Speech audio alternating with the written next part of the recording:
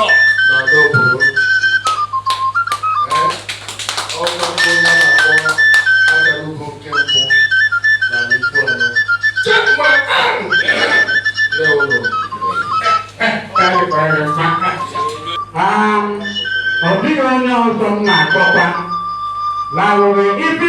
Even if from a Fugere, but over our High Chief Kinsley Onyem Mechi Mebara Islamic Bishop Electoral. Mama no, any how much of my other one year. Jesus. Nyaka name Akaponi Prime Minister, can you please come forward and introduce yourself?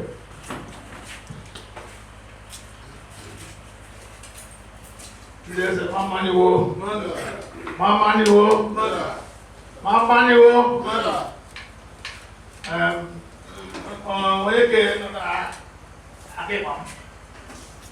Oh, is it? It would say, I won't go to a small community. Never I know his palace or his room palace. I have a say to that. Just show you is it?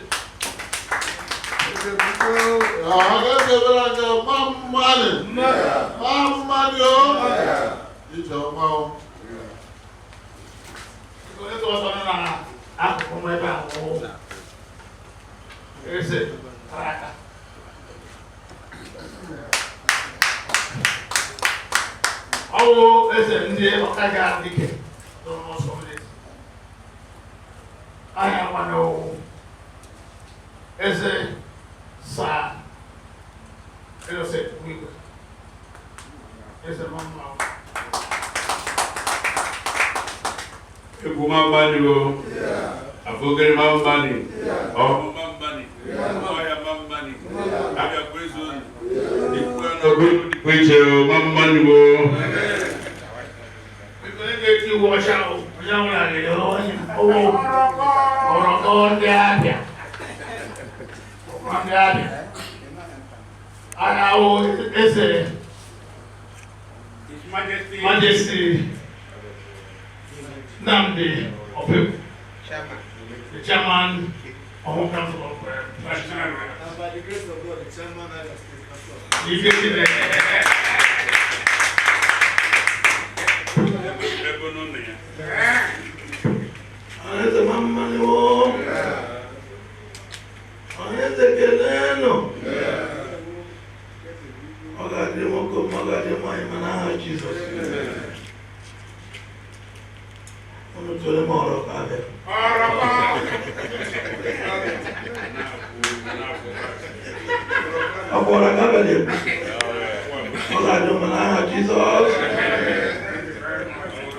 Thank you very much.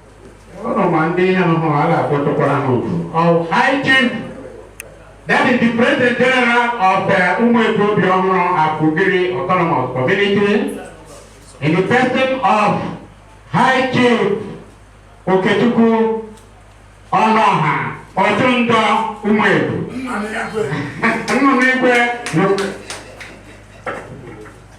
Man,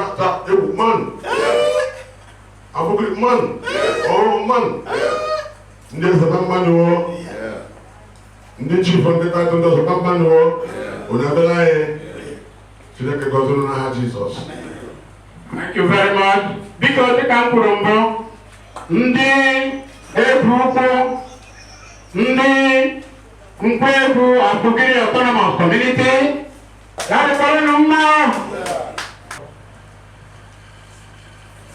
Come on, I have to be good also. Mama Niwo. Yeah. I don't make it in Roger. Because, I think, Roger, is that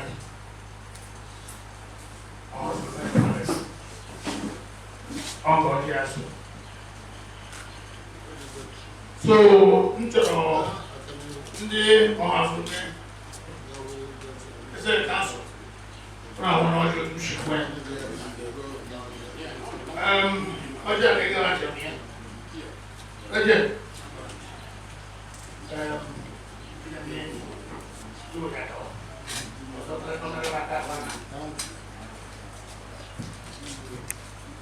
Ebu kahasa mamanu ndechileke gozi mamanu dile mekwa he mekwa mamanu obi branye bolo bochi taa ida na palace of Hasume ide na ngozi owo okori obujoji okafe putia owo tuya always to work because one you I said I will put it up. Yeah, going up. How can I imagine? I got made by the woman also. Our palace secretary, the most experienced and senior cabinet member in the group. I got made here. Now you put it on in there.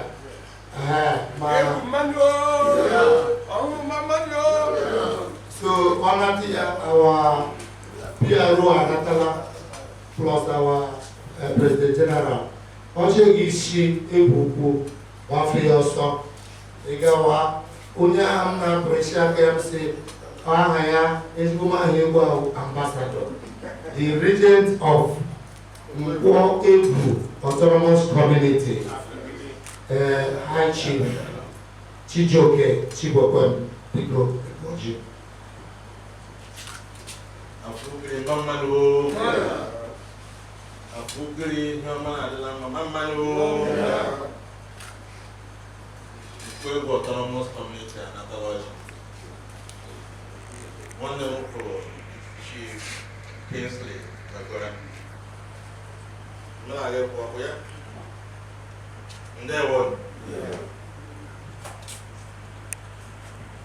Anh mà qua cái này mà qua cho người mà qua nhà có qua nhà cả đâu thôi phải thế. Anh cũng muốn qua cái này đi anh mua mà. Chết mà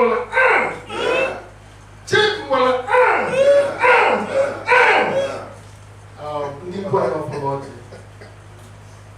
Ọmụa onye ga-anọkọta na-enyote ndị kwa n'anya. Ọzọ! Kwa gị tụbiri anyị.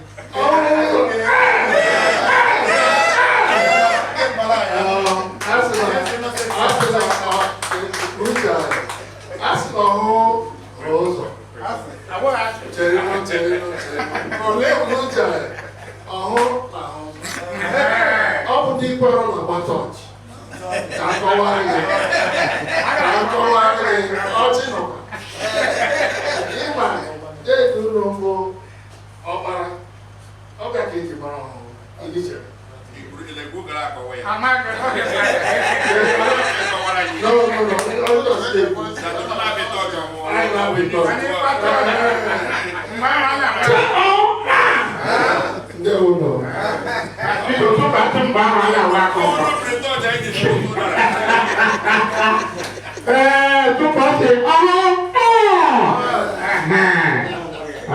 Biko ọ dị onye mba ọzọ nọ nga. Eze Nwigwe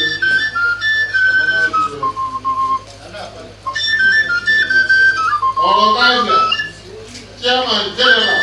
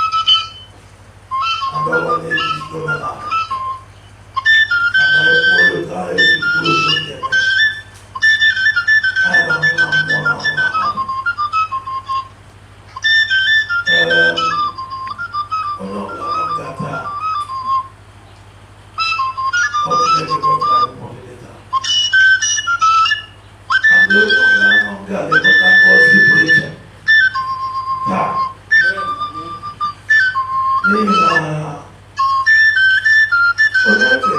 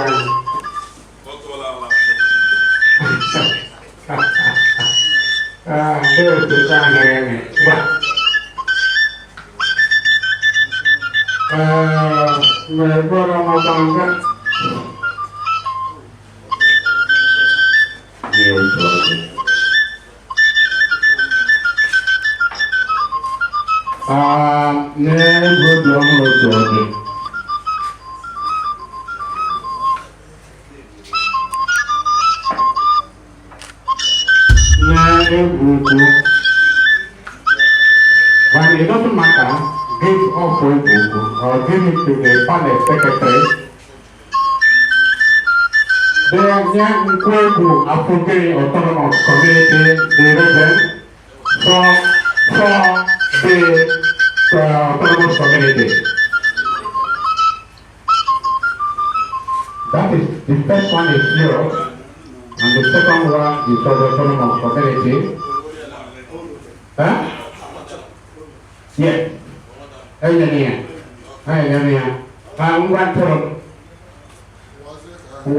Lincoln.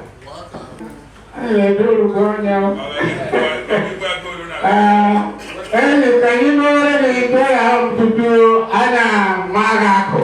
We are there.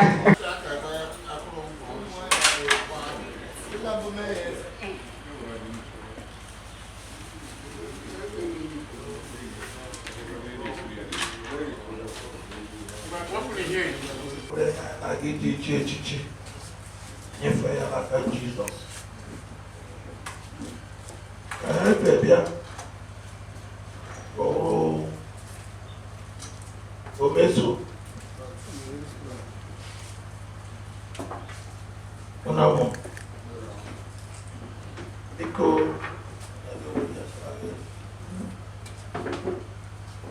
And the opposite de lo. Ekekremado. Jehovah goes to look at their and every year I get the church in Jesus. Now, the Bakatanga Tower is born one and walk home.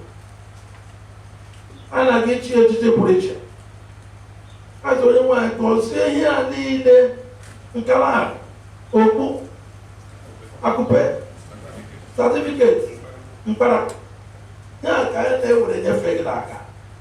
I told you why I teacher, Ngozi Rukia.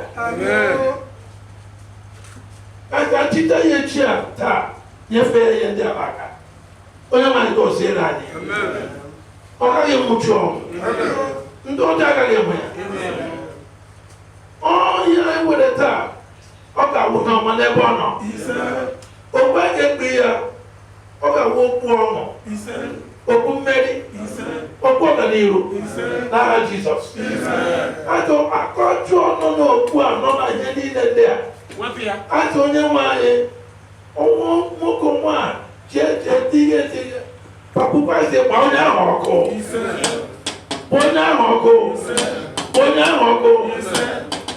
I don't never put it fair. I did it. That's a key. If you are going to I told Mugaria, Kagaria, Onugaria, the Poblagra, Gitoto, Upahata. Mana, Oyaga, Papaya Brune, Papaya, or the I told you why I told Papa Jehovah, Papa Jesus. Put you in there. La Kena, La Cobra, La Camoso.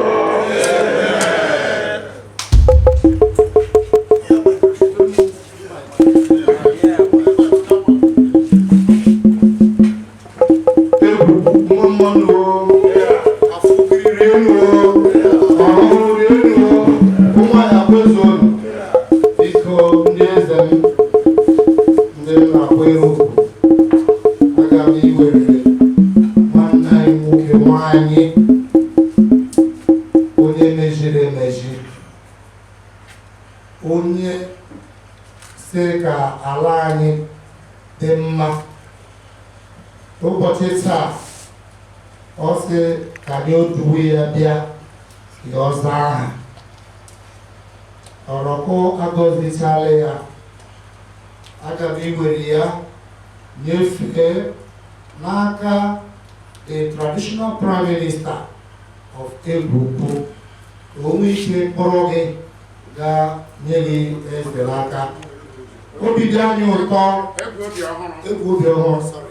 obi dị anyị ụtọ taa ịkpọrọ nwaanyị a ọ bụ ezi nwa o meziri emezi obi dị ike Akahara dọkịta ọrụ nwa anyị ji eme ọnụ nwa mezuru ala ebe ukwu anyị sịkwara ya ụbọchị taa ka anyị kpọfete ya n'oge ọrụ anyị ya unu anwụchule unu anwụchule ya. Well, Chief. Yes, Mama, you. Don't quit, Mama, you.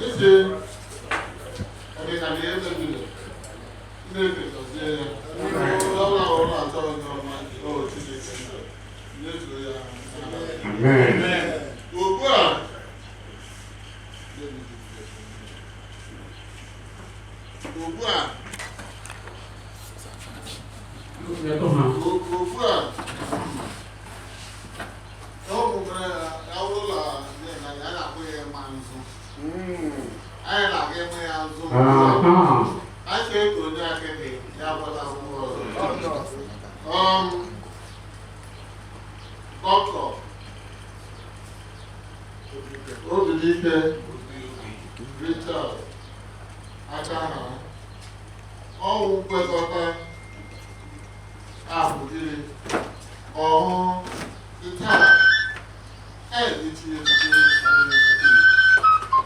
ma a na-ekikere ndị kọmuniti ndị anyị nyere a na-ebikọta anyị otu a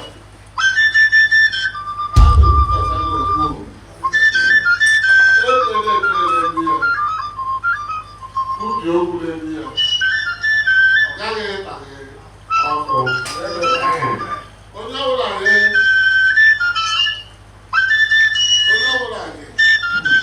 nwụrụ oge ka igbu okpuru ịsọpụrụ nwere ọrụ ma ndị ọjọọ ma mmụọ ọjọọ ma ọ bụla gị ahụ okpuru agaghị ọsọ anyị siri ebe otu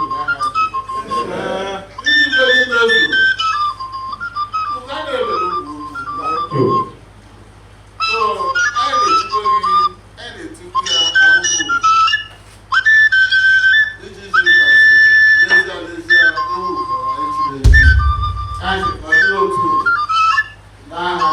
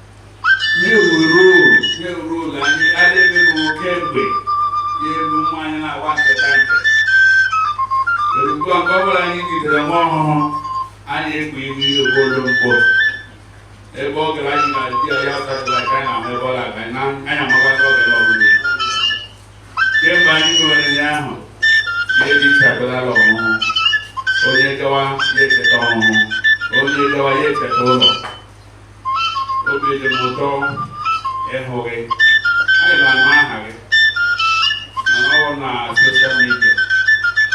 People go on social media. All of my main road. Na the kilo. The water was here. They have given you one or two. No, they do to 9 minutes. Grown up.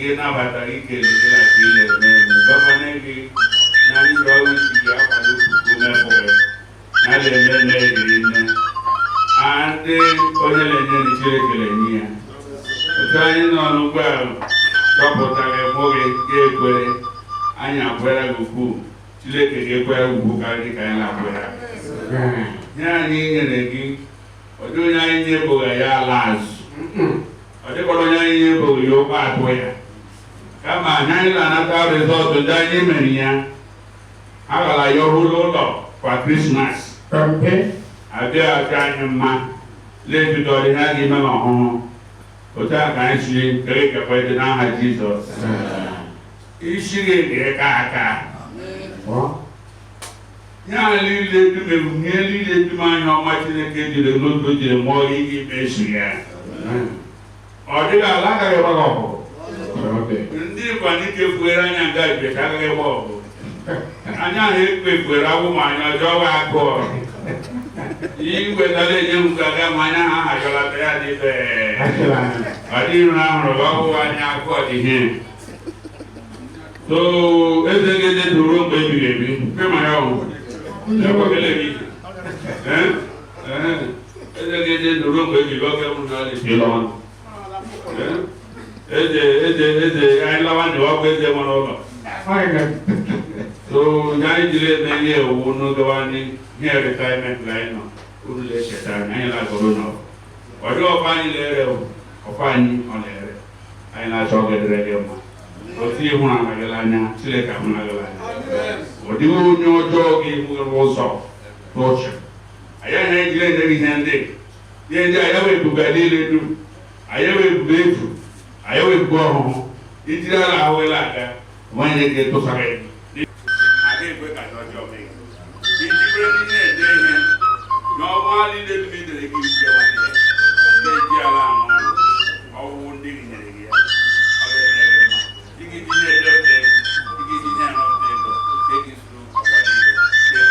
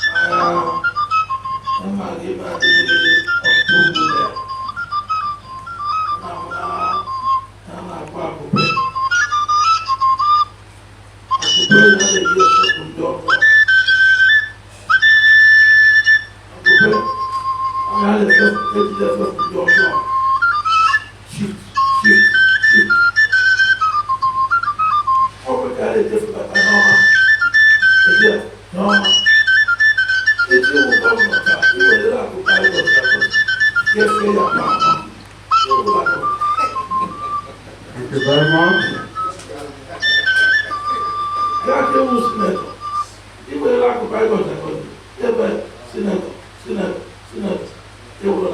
Thank you.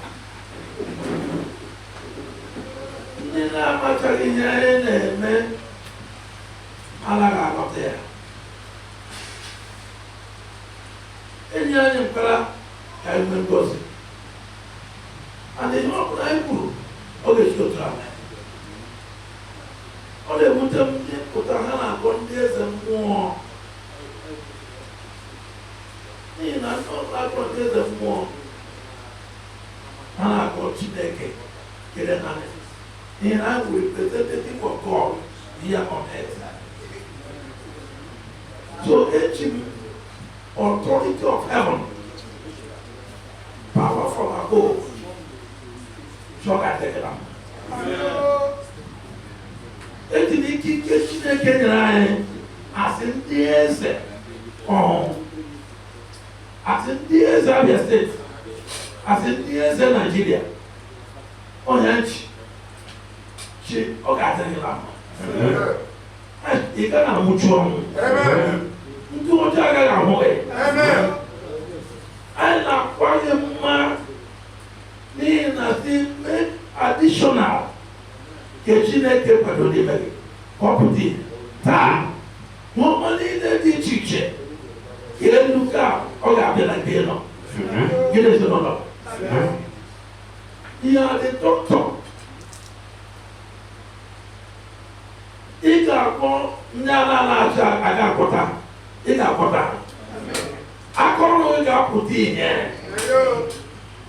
ebe ọ bụla ị gara agaghị etugharị gị ma amụghị gị agaghị ekwu okwu President of America agaghị etu ịkọta ya ahụghị President of every president agaghị etu gị ka ị ga mee ihe a ma ị nọghị ya agaghị emete ya Aji Chineke na ya were mmaji n'ọma akụrụba were bịa chọọ gị na ezinụlọ taa n'aha Autonomous Community egburu ogobi ọhụrụ a ga-enye akụkụ ukwu a iwe obi mkpa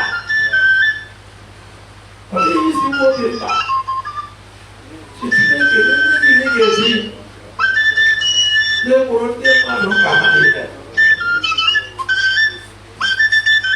ọ bụ ya mere a na-enye gị ya akụkọ a ị ga-eji asụ efu ndị ọjọọ fepụsịa tụbata ndị ọma n'ahụ nke nna na ọkpara na nke mmụọ nsọ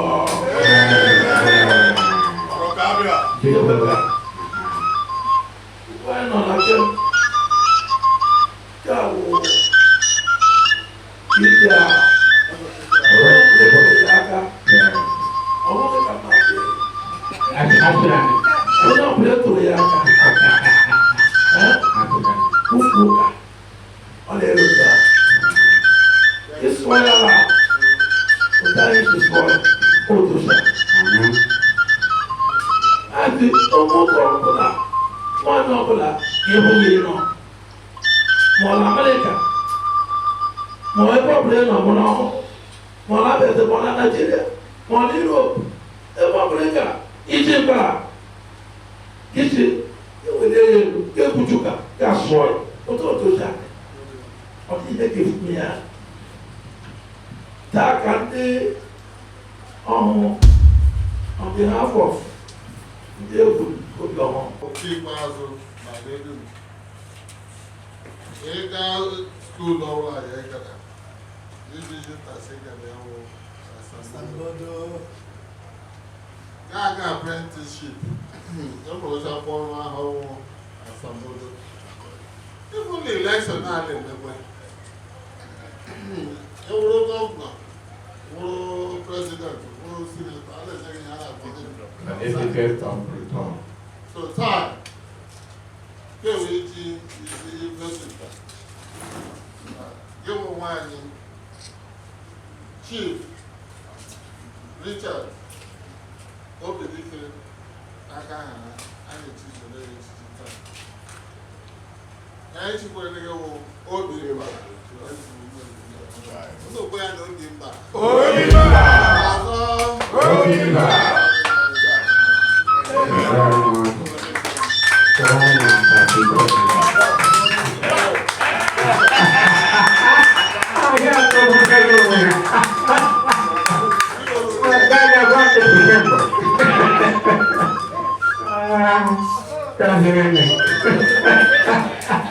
Wow,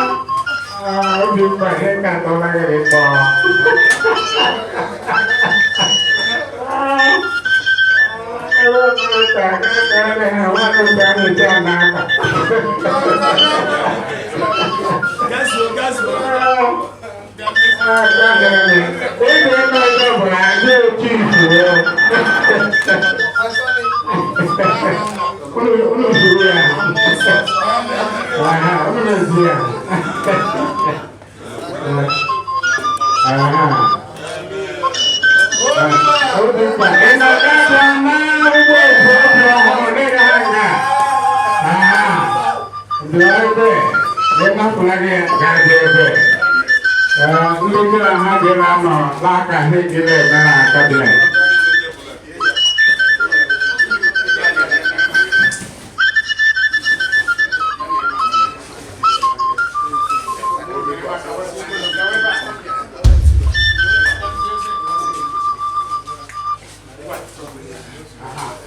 People, when I step out when I get it, please do this for me.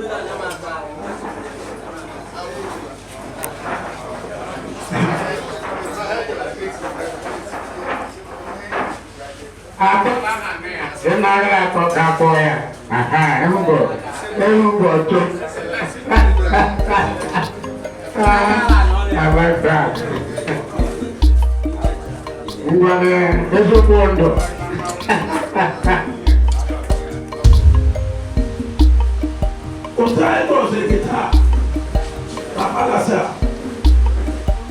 By extension, Ngozi Adekwaji men are not close. So I now see because Lugulile, our friend, our beloved brother, our childhood brother, man from home. I will not go, I'm not here, I'm not here. He will attack over the generational blessing. And all you have to start everybody. Longer. And as you do, we need it. And they make declarations of blessings upon every one of them. And it's because they are in the thorough blessing. I get back from you. I get it all wrong. I am considered. So that the market normally take a very good. Then I have to have surprises in different ways. They are not like Akahara Jesus. Incredible. Opportunity. Papu Wani. And then Wani Nile. But I am just very like as in no show in the digit. Mandia Grego, Mandia Flasso. Ọ̀gá ni wọn ará Jesus. Àìtò ní wọn àyè. Wòlé ń dí àtà, wòlé mi ń gbọ́ ọ̀nà. Yẹ́n á tọ̀rọ̀, mo dọ̀ ọ́mà. Àìtò ní wọn àyè. Bí mẹ́ra, mo ń ná àbàlà sáà or before the end of this month. Can I make testimony in their families in Jesus' name? Amen. Now, of 4 years, I go there. I don't got them money you walk. I got them money you get. I got them money you do. And you forgot them. I am trouble. You don't take a more. Till I got here, till I got here. You want people with their head, with their head, with their head. You don't look at it. Let it alone. I get that. I got like a monster.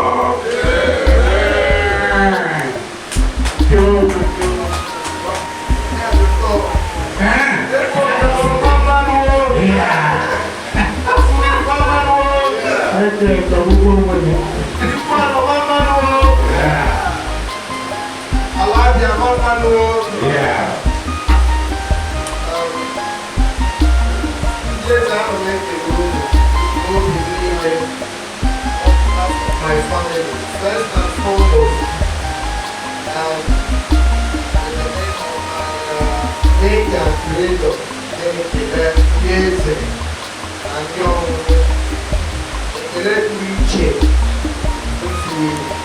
Nafaka,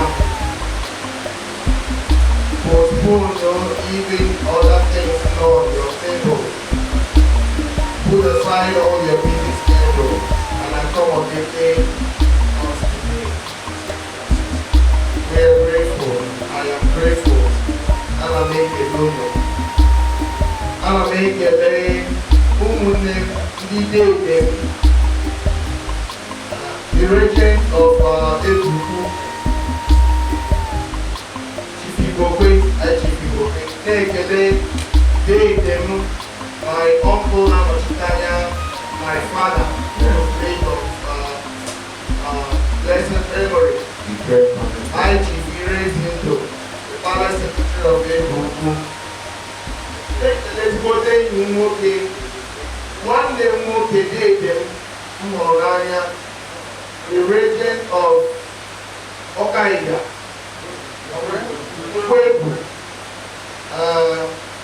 Chief Sir Engineer Chico,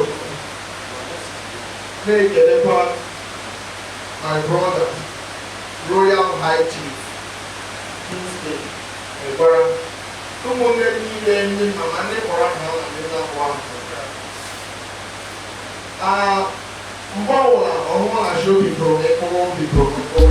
over the last 2 months, I have come to practically experience what it means. I'm not telling you before.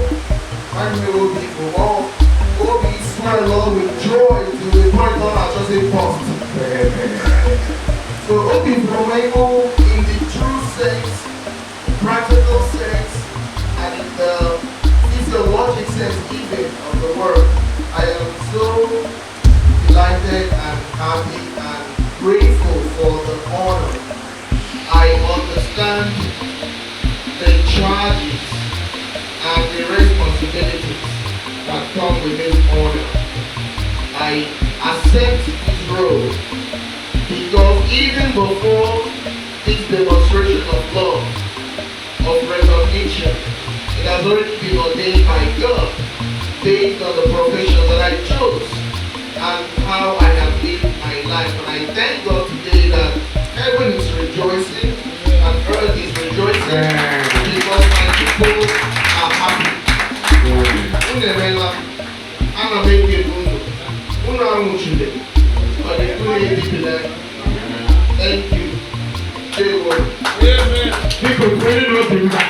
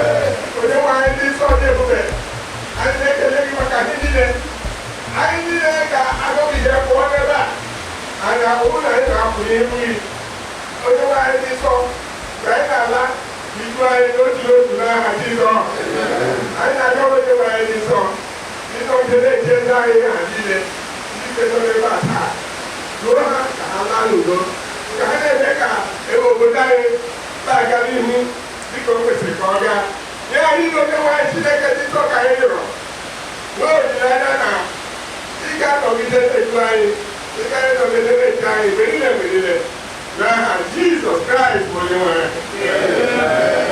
Thank you. God bless you.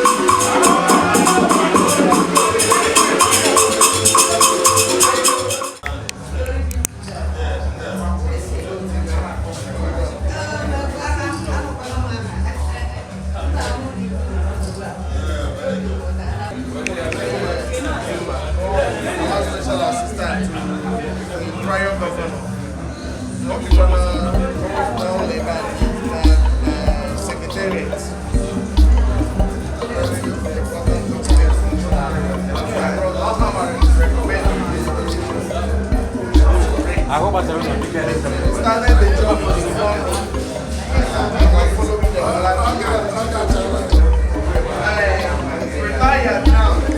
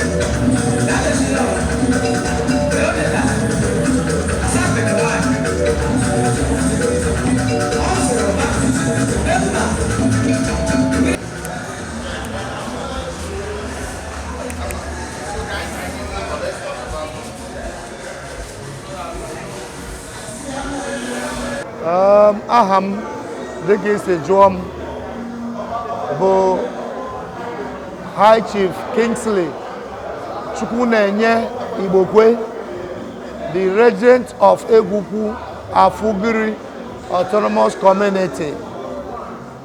Ihe butekwara n'ime ebe a taa bụ na Obidike Richard Akahara bụ nwa Egwukwu mezuru emezu, nwere ike ime ihe a ga-eji gụọ ya aha. Ya sị n'ụbọchị taa bịa duwe ya ka ya ga-anata echichi aha ga-abụ aha ya site n'ụbọchị taa gawa.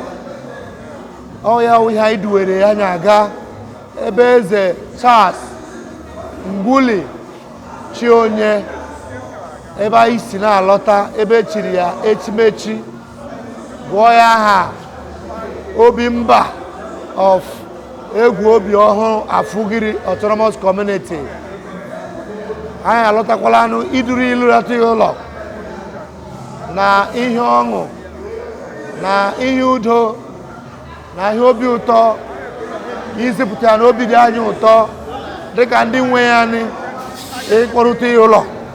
Ọha bịara taa ka anyị bịa bọkọrọ ya risara ya nri n'ụlọ ọhụụ ya. Isi ọfọ mmagọrọ ya, ọfọ mmagọrọ ya bụ eje ayọ wije bọọlụ oshi ala bekee lọrutere ala nna ya. Ọgwụ agaghị ekpo ya, ndị iro agaghị ịhụ ya, ndị ọjọọ agaghị ịhụ ya. Jehova Chineke ka usu niile ke ndị agha ga-ịnọnyere ya, gọzie ya nke ewu mmalite ngọzi. Ọla gị nwee ngọzi pụrụ iche site n'ụbọchị taa gawa. Chineke ga-enye ya ọṅụ, nye ya ọganihu, nye ya udo. Ha bụ arịrịọ anyị na-arịọ n'isi ya ka Chineke gọzie ya n'aha Jizọs.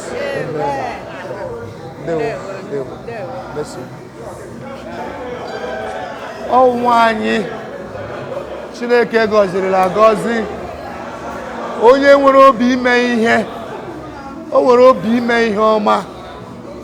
Ka ọma niile o merele Chineke la gị kwụ ya mmaji mmaji. Mgbe Chineke gọziri ya karịa dịka m gwara gị, ọ la gị nweta ọtụtụ ego, ọtụtụ akụ, ọ ga-eji mee karịa ka o merele eme. So ihe anyị na-atụ anya n'aka ya ndụ na ahụike, n'ihi na anyị mara sị ọnwa anyị ga-ega mba ga-erifere nri. Chineke nye ya ndụ na ahụike, ihe ọ na-aga ime anaghị ịchụ ya achọ. So ọfọ anyị na-agọrọ ya wụ ọ ga-enwe ezi ndụ na ahụike, lekọta ụmụ ya, zụọ ụmụ ya, nwee ike echeta ịma ndị nọ n'ala na ihe ọma. Ka bụ ọfọ anyị na-agọrọ ya na ọ ga-enwe mbuli elu dị iche, ọ ga-enwe mkpata akụ dị iche site n'ụbọchị taa gawa n'aha Jizọs. Aha m bụ Odoziakụ Beatrice Eziukwu Akahara Robert. Yes, akwadoro m ya spiritually. A sọpọtụrụ m ya si ihe ọbụla uche Chineke ebe ọ nọ ya gawa n'ihu. Ịga na ọtụtụ mba, ụfọdụ na-ahụta ndị chiri echichi na ọkụ ndị na-eme ihe ọjọọ, ndị na-adịghị ekwe na obodo gaa n'ihu. Dịka echiri echichi a n'ụbọchị kere taa, akpụrụ ha n'ụbọchị kere taa, site n'ọrụ ọma ndị ka ọ na-alụ ka eji chie echichi a. O nwere okwu ndụmọdụ ị nwere ike inyekwu ya dịka na nne dị na ụfọdụ anaghị ekweta na onye ebe ụba asị ndị ya anaghị ekwe ka onwe ya fere ndị ọzọ. Ama m sị ị na-ekwe ka akụwa gị fere ndị ọzọ. Chineke agaghị ekwe ka m sị ka ihe ọma Chineke nyere nwa m n'efu ka ọ ghara iji ya leta ọha. Ana m akwado ya n'ihe ọbụla m marawa ihe ọma ọ na-emere ụmụnne ya emere ndị mba ime ka obodo dị mma ana m akwado ya onwe m ike isi ya emela ihe ọma Chineke a ga-ekwe ka m mee nke ahụ Igbo na-asị na onye nyere n'okwu a na-achọkwa anya n'okwu n'aka ya. That's right. Echiri ya chief n'ụbọchị gara aga ma ọ na-eme otu a na-atụ anya ka ọ na-eme atọ anọ ka okwu ndụmọdụ enwere ihe ya site na amara Chineke na ekpere m na ikpere m n'ala na arịrịọ m na-arịọ Chineke ọ ga-eme nke ọma karịa ihe mere ji wee nye ya ihe a onye nwaanyị ga-enye ya ike na amara pụrụ iche ka ọ lụọ ọlụ ọma dị mma nye obodo nye mba ya nye ụmụnne ya dum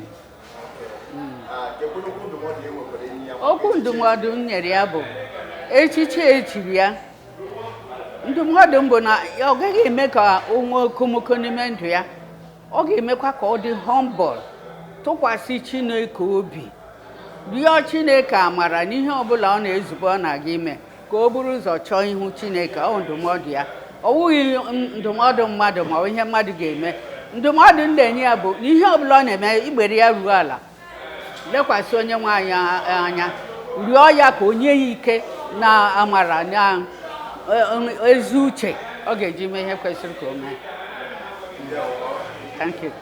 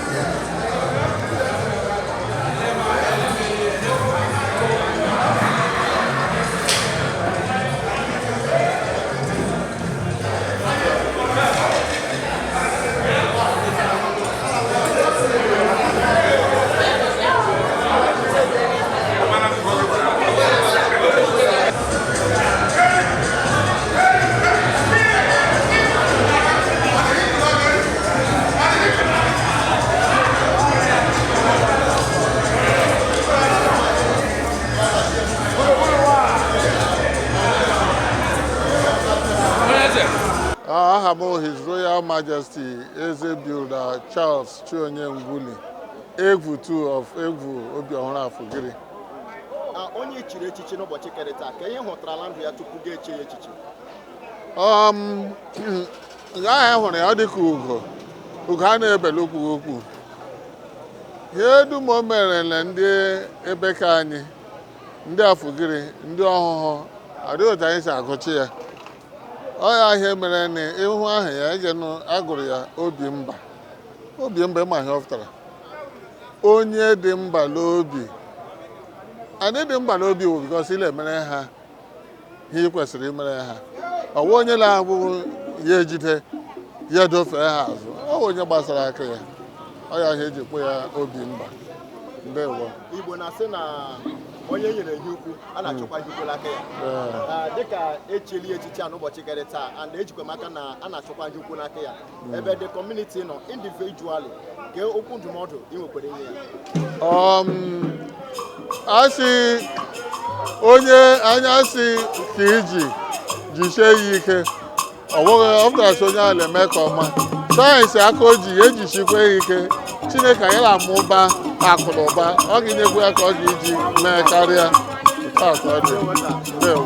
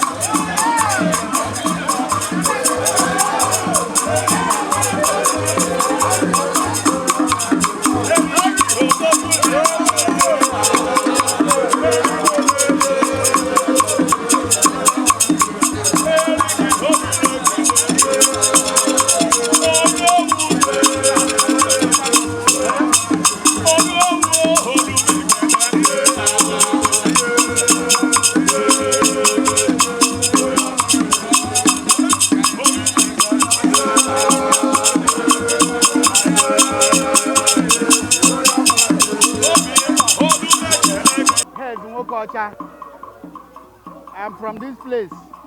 Okay. All right. You're welcome, sir. Yeah, it's a great occasion. You see, the point is that when you go out, you come back, you tell your people I've arrived. That is what the celebrant has done today. He's telling us that God has blessed him, and we worship the name of the Lord because of him. God will bless him. His chieftaincy title we stand. We are grateful for him today. We are very grateful. You're welcome, sir. All right. They say, who much is given, much is expected. Yes. So what's your word of encouragement to the... Well, he is not in Nigeria, but by this chieftaincy confirmation, it shows that he will be coming from time to time. And we are not losing any hope that he will come from time to time to help the community, as he has always done. He will always come to help the community, as he has always done. Today is a good day when we give God the glory. We give God the glory. We give God the glory. Thank you. Thank you. You're welcome. No. I'm the Super High Chief. Emenike Chukwuemeka Osondo. Omendi Omeka Naya Kembo Laloboro. Akarugo Kembo Lalikuano. Akahara Tom. No.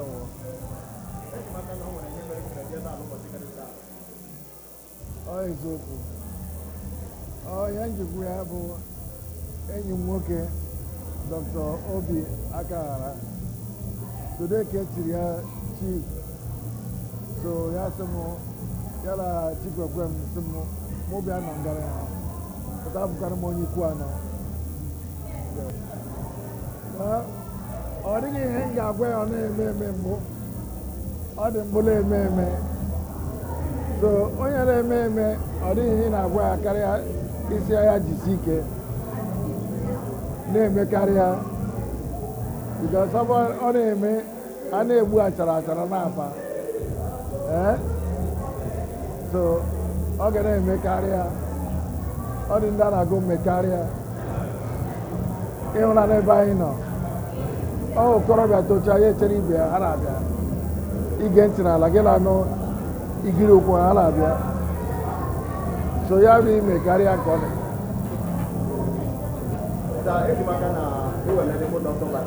Yes. And when you put a job about a medical doctor. Yes. Educate your doctor. Or the way that all Mba. Onweghị inwe ọdachi. Ọ ga-eme ya acha mbara. Mụnwa, for the last 37 years, I'm in America 46 years. I've been to akwụkwọ, mee practice, mee ihe niile. Bịa lọta ụlọ. Ha bịa hụ aka ọrụ m, because aka ọrụ m bụ ilekọta ndị agadi. Ha bịa na-echi m, tie m Super High Chief. Ọ bụ ka tie m eze, masị ha, calm down. Ịghọtala? So ọ ga-abụrụ ya ọdachi, ọ ga-awụ a blessing. Ka ọrụ na-aga aga. He's still a very young man. So blessing ka nọ n'ihu. Ihe nnukpọta na enukpọta. Otu.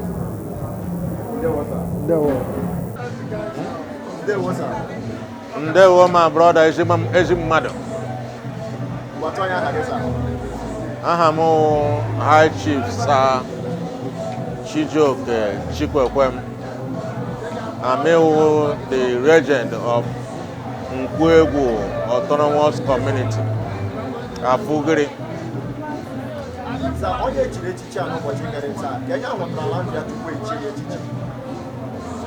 Ahịa wụ Dr. Obidike Akahara, nwanne m nwoke m hụrụ n'anya.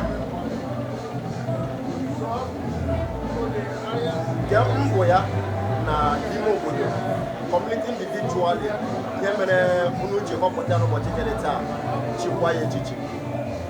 ọwụ nwanne ala enwe enwe ndị mmadụ sef before ha amata ya ọwụla WhatsApp group because ọ dị ihe a na-eme n'obodo ọla anaghị etighe ọnụ tighe akụ ya dị ma ọ dị ego ọwụla na-atụ n'obodo a before mmadụ abụọ la atọ atụọla Dr. Obi Akahara atụọla ma onye ọwụ ma ọ maghị onye ọwụ ga-abịala obodo development of obodo aka ya nụ ya 3 days ago mini ya kwuru ga launch ya the security outfit ndị ụmụegwu ọkpụala and I'm very pleased with that because ahụ m onye nkwu egwu autonomous community wụrụ onye Afogiri wụrụ onye ụmụekwule anyị na ndị ụmụegwu ọkpụala gbagbatakwa obi.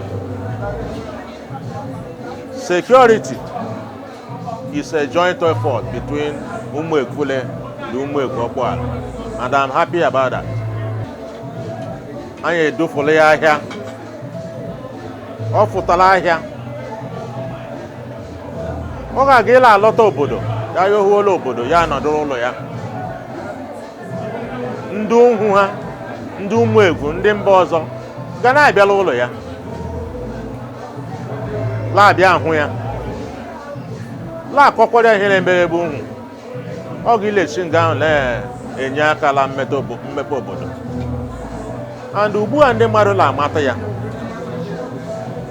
oge isi otu la-abịa ama ihe na-emere ime obodo la-enyekwa aka otu ọwụrụ o nwere ike. Ndewo.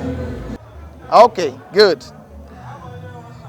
My name is Chief Dr.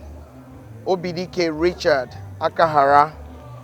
I am a physician by training, a consultant, family medicine practitioner, and emergency medicine practitioner, licensed and trained in Nigeria and in the US.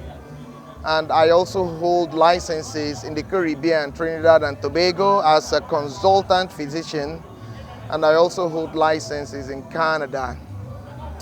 I am a native born son of Umegwu Okpuala in Afugiri Autonomous Community.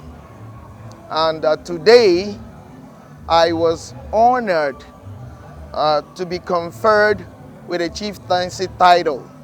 And the title that was actually chosen by my people was Obimba, actually is Obimba. The titles that were suggested were Ogukire, Ogudire, which means medicine that is effective, medicine that works, medicine that nourishes and restores health. I suppose that title was because of my medical background and in keeping with some of the activities and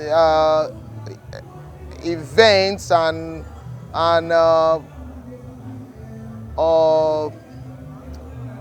developmental activities that we've brought to the community as diaspora residents.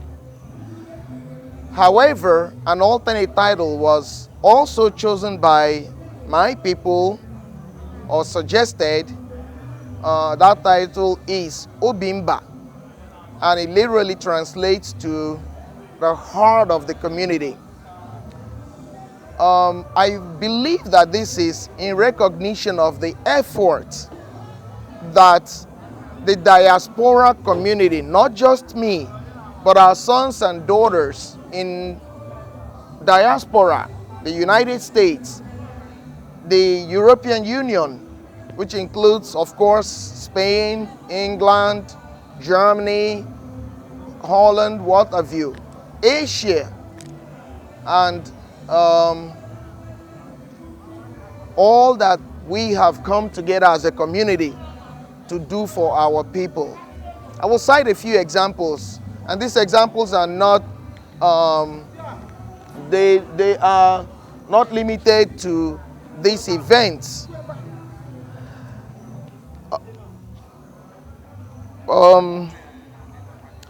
The diaspora community came together without rancor and organized to engage in rural electrification projects. We financed and installed a transformer to increase the capacity of our community to have the comfort and the facility of electrical supply. We also, as a community, came together to change all the wooden poles in our community to concrete poles. During the COVID pandemic, the diaspora community came together to raise funds to support all the widows throughout our land. The diaspora community is currently engaged in consultations and discussions about extending our road network so that our community residents will have the ability to transport themselves to and fro their places of occupation or leisure. The diaspora community is engaged in raising micro industries to increase the employment of the unemployed youth in this community, a situation that has hampered our development and often leads to crime. Our diaspora community instituted a vigilante security outfit that is the envy of the land. This outfit has uniform, arms equipment, has been well trained by the Nigerian police force. It's certified to operate as a security outfit by the Nigerian police force, works in collaboration with the Nigerian police for this community itself. And we've even gone further to engage and collaborate with the neighboring communities in order to bring the entire union of Ohuhu land under one security umbrella. If we succeed in doing that, and we've gone about 70% of the way in doing that, our community, not just our local community, but the community at large in Ohuhu land, will enjoy a level of security which is unparalleled in Abia State at the moment. We all know how situations have been currently with security challenges that we have had in this country, and we know as a community that if our people feel secure, both those of us in diaspora, if we have that sense of security, we will be more motivated to come home and establish industries, to raise structures and buildings like this, to visit and spend money here. And every dollar, every pound, every yen or yuan that we spend here translates to more job opportunities, more income, more security of life, more comfort. And what is life about if it's not comfort? So this is what I've been about. I am not the only leader in this effort. So I actually want to use the opportunity to thank my diaspora communities that have supported me in this effort of making sure that our community becomes the safe and nurturing environment that we knew as children before we went abroad.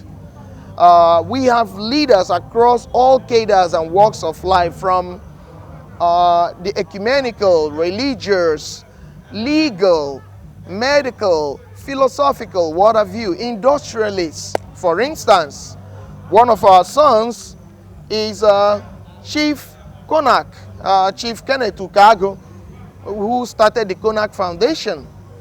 He has done so many wonderful things for the community. Everybody knows him.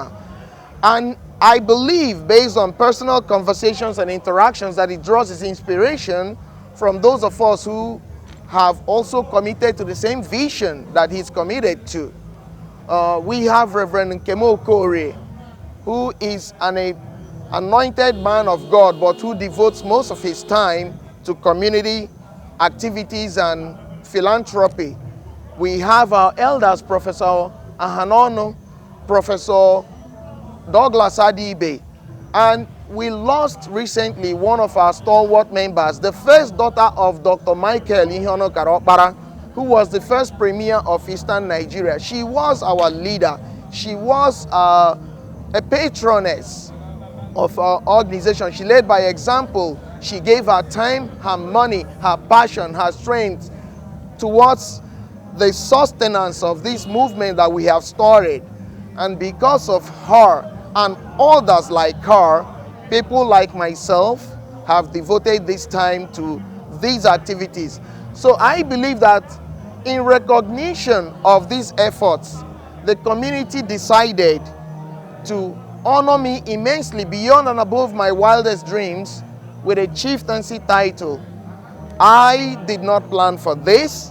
I had visited home for a project, but the community of Ezes, the chairman of the traditional council of Ndiezo, my own sitting, the closest Eze for the Afugiri community, my sitting regent, and the regent of the neighboring community all approached me and said, we want you to do this. We want you to be a part of us so you can understand what we are talking about with community security, community sustenance, community improvement, development, and health care.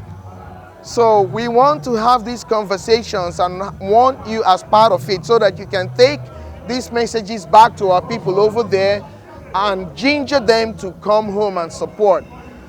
And if this offer is presented in these terms, I found myself in a place where I could not refuse.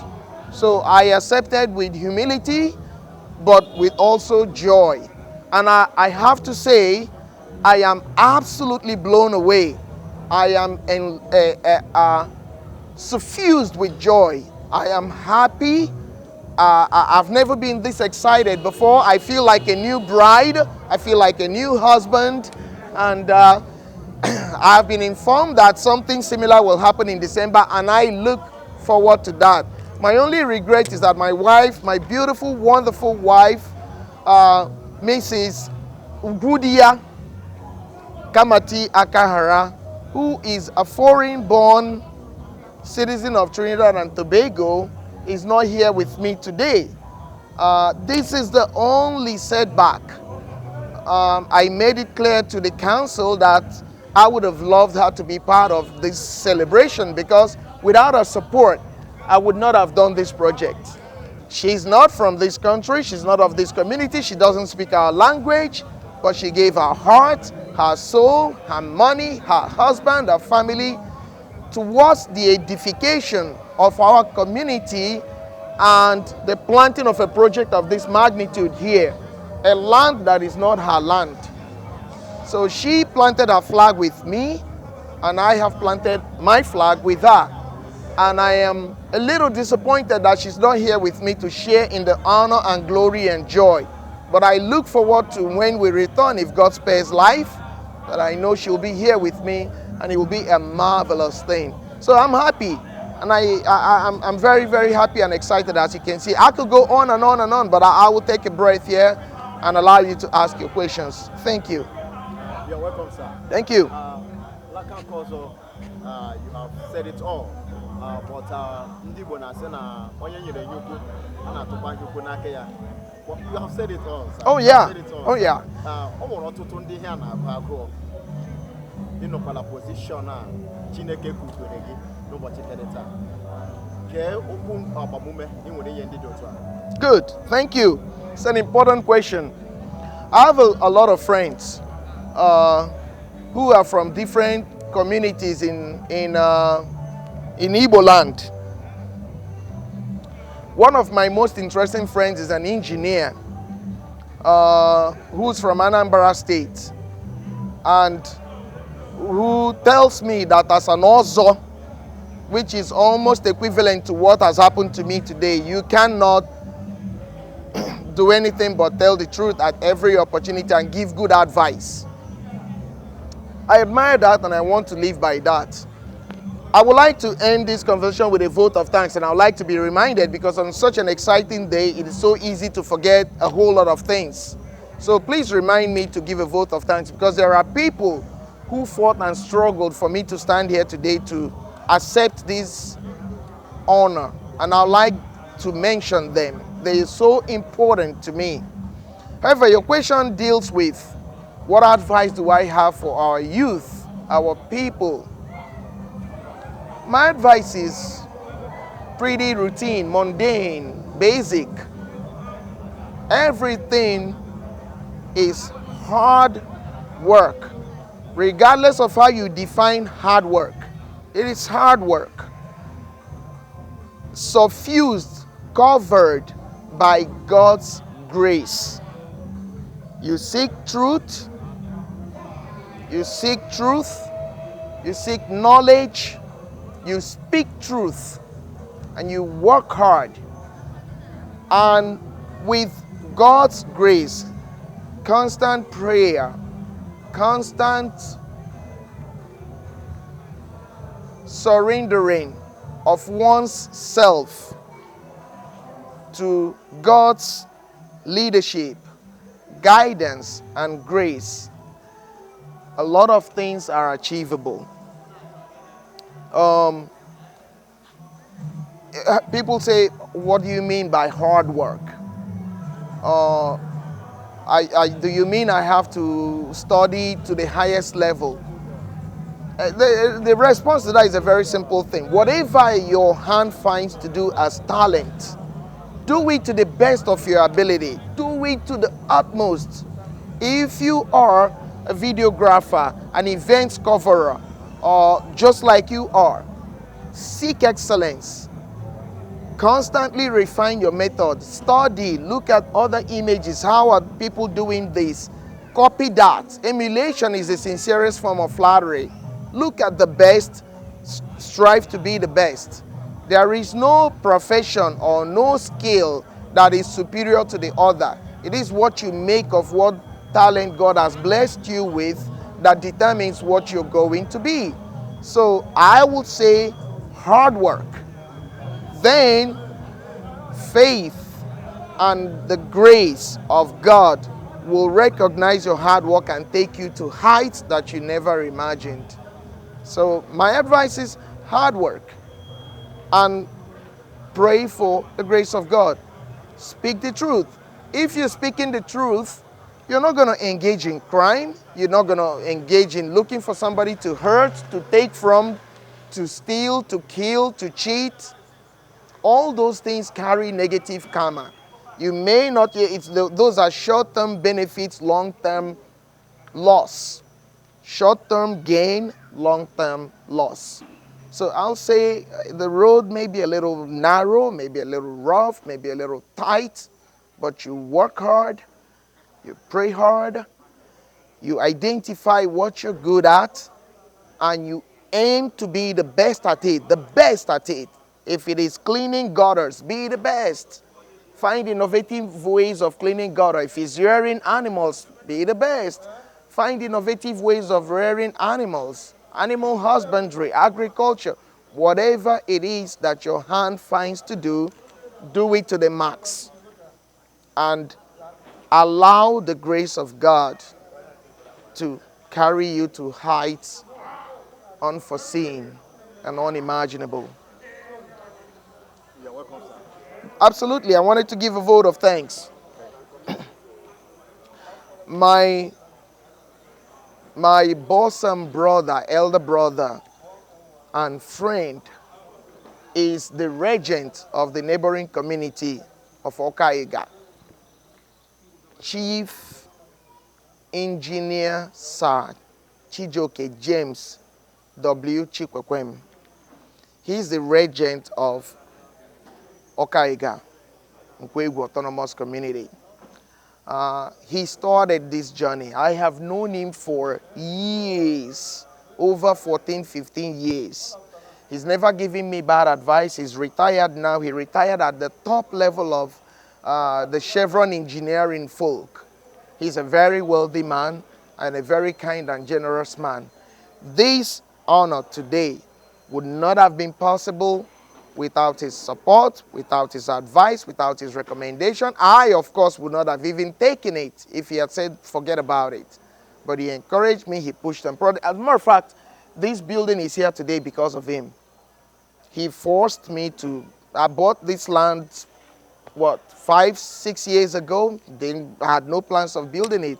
And he came to the United States and threatened me and forced me and said, you better start that building. If you don't start it, I'm going to start it and bill you later. So I start, and he says, if you start it, I promise you, I will give you my time, I will give my money, and I'll make sure nobody makes the project go down. I will put my eyes on it.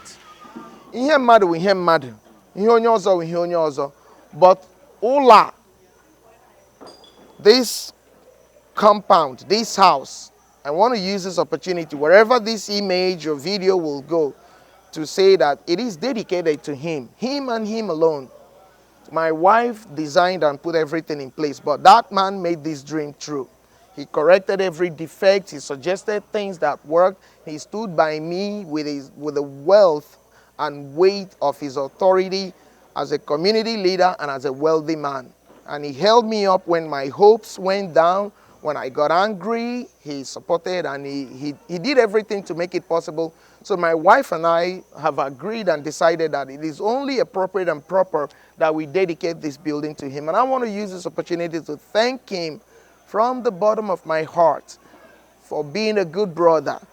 Above everything, for being a good brother, for being a good leader. And he's going to be a king, and I know he will make the best king our whole land has ever seen. So many people who have been supportive throughout this process, people like Royal High Chief Kingsley Megwara, Super High Chief Osondo, Omendi of Ikuano, so many, like I said, my older brother and uncle, High Chief Chibuzota, and also the palace secretary of Egwuku community, High Chief Irezindo Adibe, who has been a father to me, whose younger brother is Professor Douglas Adibe. He's also a patron of our diaspora community, of which I'm one of the leaders. These people are my pillars. They are the giants on whose shoulders I've stood on to see above and beyond the horizon. And I cannot be here without mentioning them today. So I'm so grateful to them. And I'm so grateful to you, your crew, your time. It rained today, but you stood your ground. You didn't back down, and you supported me, went with me, came back with me. Very appreciative of that. And thank you for this opportunity to express my heart to my community, my people, and to everybody else who graced this occasion. Thank you. You're welcome, sir. Absolutely. Thank you, sir. That's a wrap. And of course, I have to also thank my Umu Igwakbala community. Chief Omekan Naya, Chief Uzodim Mokbara, Chief Lucky Akabike, our President General, Umu Igwakbala Development Union, whom I've worked very closely with, Reverend Dr. Chukwudi Nwosu and his cabinet, and definitely our community here, the vigilante team that has have offered their community their services and made sacrifices that are unimaginable. These gentlemen go out every night to keep us safe. They go out during the day to keep our properties safe when we go out to work or to farm. So all these members of the communities who have given their time and efforts and support in the upliftment of the community, I do also wish to thank them. And finally, but not the least, in fact, the most important, one of the most important, the Ezes, especially the Eze that is directly responsible for our community, or indirectly, until we elect our new Eze, Eze Ngwuli, Eze Chionye Ngwuli, who spent time, energy, shelved official activities to effect this honor and chieftaincy title conferment today, with his supporting cabinet of the chairman of the Traditional Council of Ndieze of Onhoho, Eze Ofebu, Nnamdi Ofebu, with the support of Eze Kingsley Igwe from our neighboring community. I want to thank these three Ezes for their time and effort. I know they had engagements. In fact, I am very, very well aware that they had a meeting today, very important meeting, that was shelved just to see this event occur. I owe them a debt of gratitude. I'm so grateful. And with that, I will thank you all. Thank you. Yeah, I am Situ Dodge Onyike, Okrala Okwala chairman. And I'm really happy to be here today. When I know this is my senior brother, I didn't know him for a long time because he was not really with us. But when I know him when we have some issues concerning electrical issues, and which he ran to us and told us that we should not bother much because he felt the way we felt concerning the problem. And at the end of everything, he consulted our own brothers over there, and they took the problem upon themselves to handle the issue. And the issue was solved, done immediately, not wasting time, which we are very, very happy. And we give thanks to all those our brothers out there who attended to our problem when we needed it most. And which made me to be here today to congratulate him, not just as a brother, and as a good one of that. And I'm happy seeing him one-on-one today. Even I'm not seeing others, but seeing him today give me the courage seeing others. And it gives me the motivative that other of my brothers, they are happy of our well-being. And I can never fail to congratulate them the most of keeping the security. For our mothers, our fathers can sleep without being panicked. Our children are doing good with their efforts. I thank them so much. Thank you. No matter the situation, I cannot thank them enough. But God will keep on protecting them wherever they are, guiding them, and give them more grace to their able. Thank you. Thank you very much. Thank you. I'm grateful. Thank you. Come here. Thank you, bro. Thank you. I'm happy. Thank you. Thank you. Thank you.